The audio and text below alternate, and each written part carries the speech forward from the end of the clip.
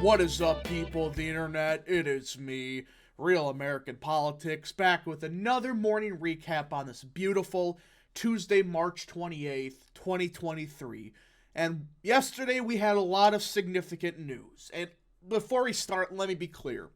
We will not be discussing what happened in Nashville in this video. That will be for a separate video because it's not right taste in me to put at the very end. No, that's gonna be its own video. So don't worry, we're gonna talk about it later. Just horrible what happened in Nashville. Prayers up for the city of Nashville.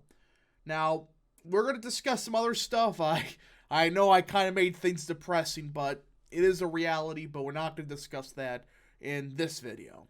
Now, before we continue with today's video, I hope you enjoy these type of videos. If you do, smash the like button down below, subscribe, share with your friends, hit that little bell, follow the Twitter account in the description down below, and of course, join the channel today.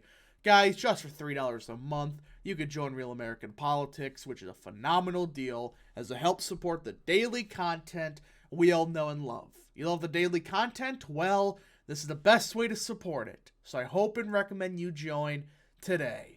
And of course, a big shout out to Real American Politics on Twitter. You gotta go follow that, guys. Come on now. And of course, go follow the Kelvin Coolidge Project on Twitter. Again, great account, great tweets. It has overall a great account to follow. Top right corner for both.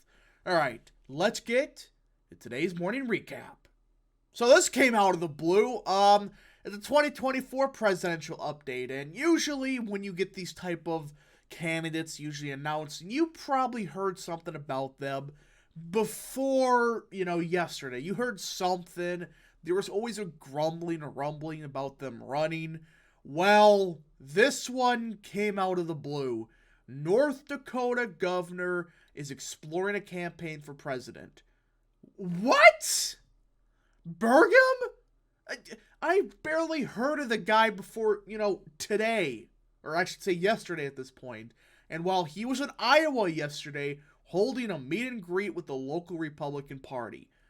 That's usually a sign you're probably going to run for president, or at least you're exploring a run. What? Dude. Wait a minute here. Time out. You're the governor of North Dakota. Nobody's ever heard of you. Yet you're exploring a run for president? What?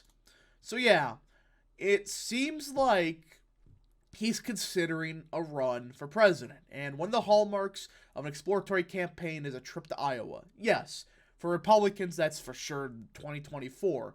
It's still a state that if you visit, well, it seems like you're probably considering a run for president. Now, does this mean he will run? No, but it's unlikely. Now, he's also been on national TV a bit more than usual. We've seen him on Fox Business, etc., etc. So, I think he's considering it, though I think he won't run because, well, nobody knows who he is, and quite frankly, the field already has Trump. DeSantis is 99%. You have Nikki Haley, Vivek Ramaswamy, Perry Johnson, Mike Pence is going to enter. It's like, dude, why? But yeah, this came out of the blue. Adds a bit of chaos to the 2024 presidential election. So another update for 2024 comes from the great state of Georgia, as Georgia Governor Brian Kemp has said he will not run for the White House in 2024, but hasn't heard anything from Trump and will keep an open mind on the GOP presidential field. Now, there was kind of some rumblings Kemp may run, which I never believed, but I think he's personally more focused on the 2026 Senate race. I think he's going to run against Jon Ossoff. Kemp may win that race. He may absolutely beat Jon Ossoff in 2026. So that's what I think he's focused on right now.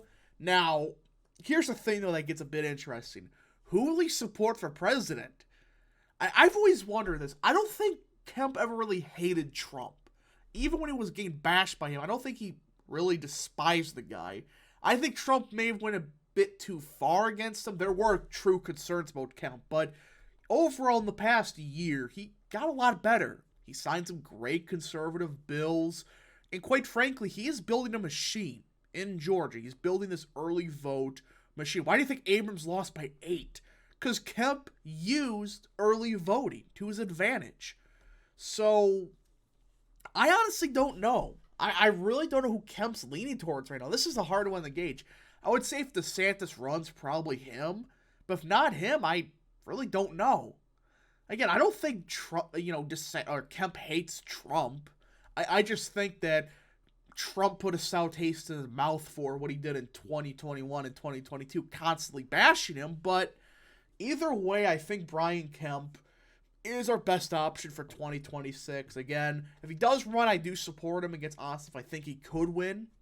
So, yeah, we just got to see what happens. But once again, another candidate that some people were saying, I never believed it, but it isn't happening.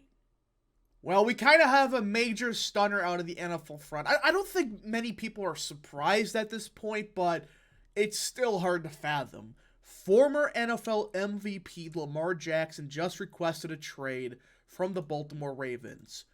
Wow. I honestly thought it wasn't going to happen. I thought this was going to be a thing where he's kind of forced to stay in Baltimore. Now, let me be clear. Lamar Jackson's getting screwed over.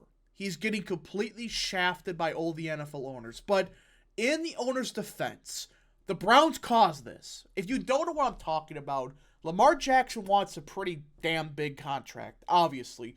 He's such a talent. I mean, he is Michael Vick, but he's more refined passer.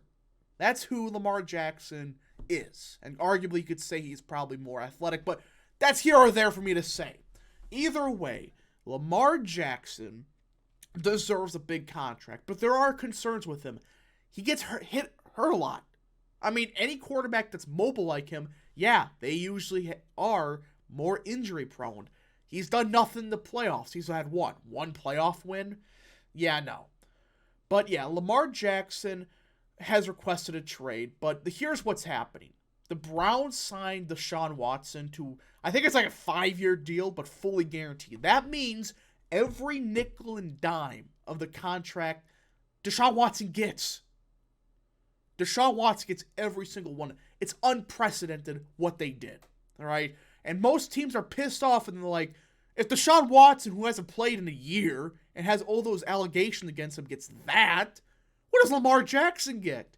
So yeah, the teams are like, we're pushing back on this. Like most teams I would say want Lamar Jackson. They just don't want to pay him that much fully guaranteed. But yeah, it is looking like he's going to be gone. I don't know who's going to trade for him. I mean, the Bears are set with Justin Fields. The Panthers got the number 1 overall pick.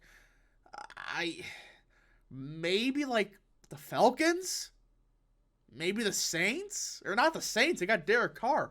I really do not know who Lamar Jackson would go to at this point in time. Maybe Green Bay. I know that's just me coping, but either way, it's going to get a bit interesting who he gets traded to in the following ones. Or it doesn't even get traded at all. We just got to see what happens, but man, he's a special talent. Just, I don't know if he's worth it, though. If you get injured that much, I don't know if you're worth that much. That's a problem with Lamar Jackson. He's such a special talent, but yeah. So yeah, I think overall, this is going to be a fascinating situation similar to that of the Aaron Rodgers crisis in Green Bay. So for once in our lifetimes, we actually had a bipartisan moment happen in the great state of North Carolina. If you don't know, Medicaid was not expanded in North Carolina before yesterday. Well, Governor Roy Cooper signed legislation to expand Medicaid in the state of North Carolina. Now, let me be clear. All right, I've always supported Medicaid expansion. I think there's problems with it, but it's currently the best solution we got for states.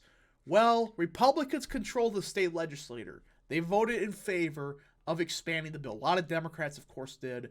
The bill will expand Medicaid to adults who make up to 138% of the federal poverty level, or about $41,000 for a family of 4.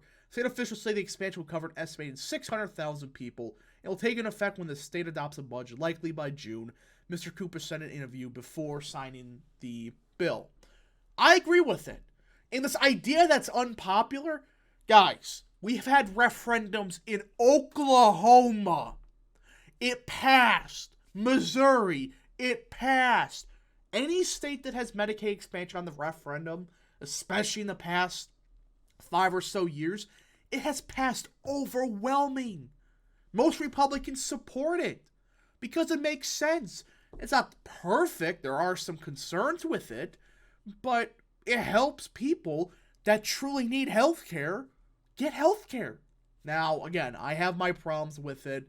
I think it's a bit meh at some points, but I gotta say, this is a good positive development for North Carolina. It was a bipartisan move to get this passed. Now, again, I don't get why Republicans still think this is an unpopular idea.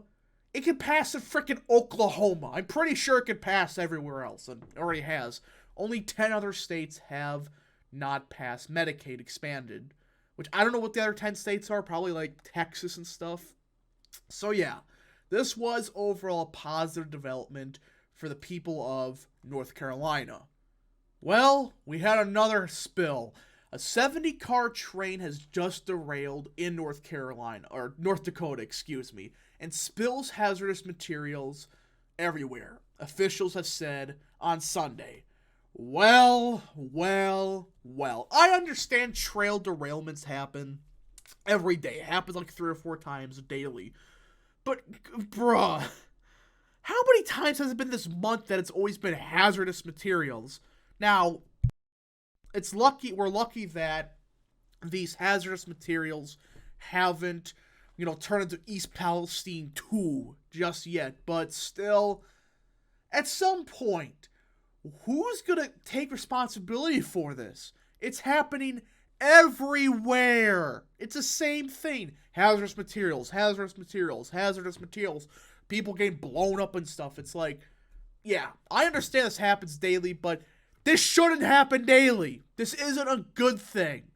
So hopefully, at some point, something happens where we get some kind of restriction, regulation passed, or something to prevent it. And the people saying that, Trump revoked it, if Trump never revoked that executive order, these things, these hazards, whatever, the thing that happened to East Palestine, still would occur. So yeah, hopefully we figure something out because this is getting kind of ridiculous.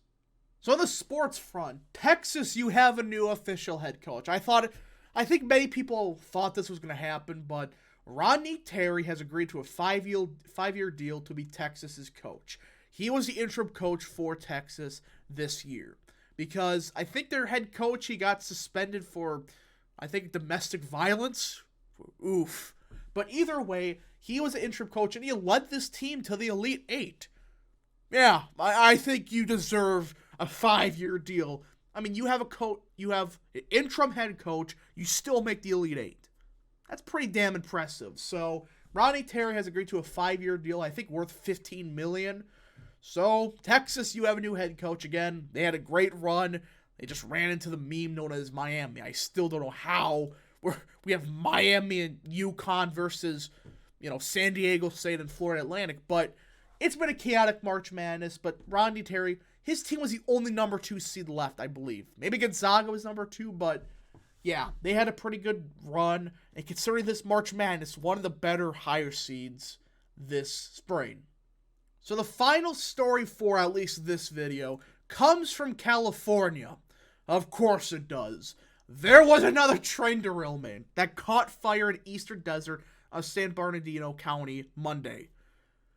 Again, I know this happens daily, but everybody's reporting on it now after what happened in East Palestine. So 55 cars jumped the tracks, including 2 locomotives. I really don't know what exactly happened, but it was right here. So luckily it was not near any population center that I'm aware of.